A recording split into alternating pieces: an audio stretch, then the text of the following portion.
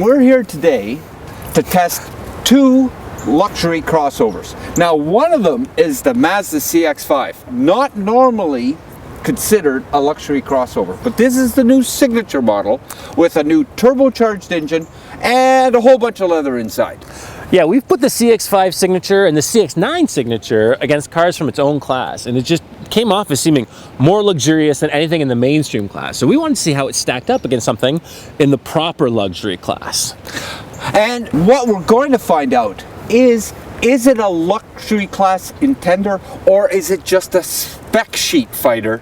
My money's on the NX300. I think it's a real luxury vehicle. I think at the end of the day, we just got to look at, is it great value and more luxurious than you would otherwise find at that price point, which even the Lexus has gone far beyond. Well, let's stop talking about it. Let's go drive them and find out. Okay, we're here in the Lexus NX300. Personally, even though the Mazda, the CX-5, has as much leather and as many G-jaws and high-tech gadgetry in it, I think the Lexus execution's a bit better. The screen is bigger. The other thing I noticed was that the backup monitor in the Lexus is far better than the Mazdas. It actually shows you the guide of a path as you're reversing into a parking spot. Not just the guide, it's also got a 360-degree overhead view. Yeah. And there's parking sensors front and back. The one thing people might not like is this trackpad they use. The trackpad. Oh, the trackpad. It kind of gives me nightmares. It's kind of a shame because actually the menu logic of the display and the infotainment system is actually pretty great. Unfortunately, there's absolutely no Apple CarPlay or Google Android Auto. Yeah, So that's a big mistake on Lexus's part in this car. The Lexus has a ton of torque down low. This one produces its torque at 1650 RPM, and it just pulls down lower, and it sounds better. The suspension is noticeably softer on this than on the Mazda. The Mazda is very much zoom stiff. Yeah. This is more comfort and luxury. Well, let's get into Mazda and take a closer look at those materials and see if they really are lagging that far behind, and how we feel about it after we've driven it a bit more. That works for me. All right, we're here in the Mazda CX-5 now, and after spending some time in the Lexus NX. And this wood trim is very, very nice. There's a lot of good points, but it looks like it was added on as opposed to built in, if you see what I'm trying to say. And the features are here, right? They both have heated and cooled seats in the front. Neither of them have heated rear seats, but they both got head-up display.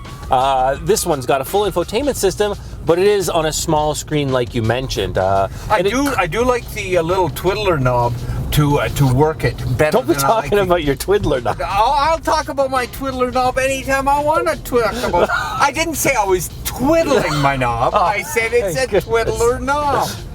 So the twiddler knob works very, very, very well. Much better, certainly more intuitive than the trackpad in the Lexus.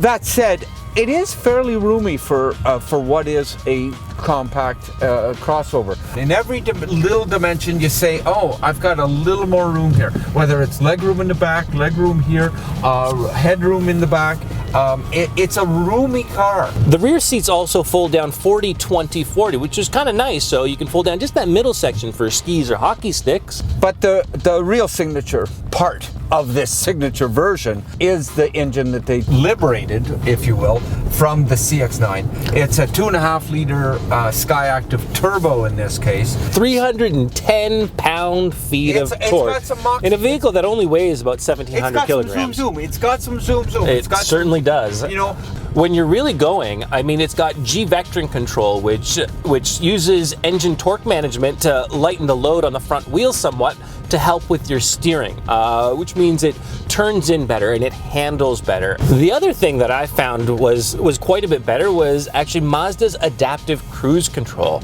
It always just seemed to do it as I would naturally do it. So what do you think? Do you have a winner in mind? Well, I think there's two winners here. I mean, if I was buying a luxury vehicle, I would definitely buy the NX300. If I'm looking at maximizing my dollars, I would definitely buy the Mazda. I think I can personally conclude this by saying I don't think the signature version of the CX-5 is going to take even one customer away from Lexus. Absolutely. And to me, this was never really about determining a winner, but if I had to pick one, I would pick the Lexus. I think the Lexus held its own. In the Mazda, you do get the great value, and it's a great performing vehicle, and the engine finally manages to deliver everything the chassis promises. So that's really nice. Yeah, there's some great features. I agree with that. But like you said, there's some flaws in the mechanical, in the refinement. So it's not there luxury-wise entirely. But it's just great for its certainly class. on the price point. I mean, at $40,000 or so, this CX-5 is still something of a bargain. The Lexus, as you pointed out, is almost $60,000. That's into RX 350 territory. The Lexus has everything, and it lives up to the expectations, and it's going to be comparable to anything else you get at that price. For Driving.ca, I'm David Booth. And I'm Jonathan Yarconi, and don't forget to subscribe.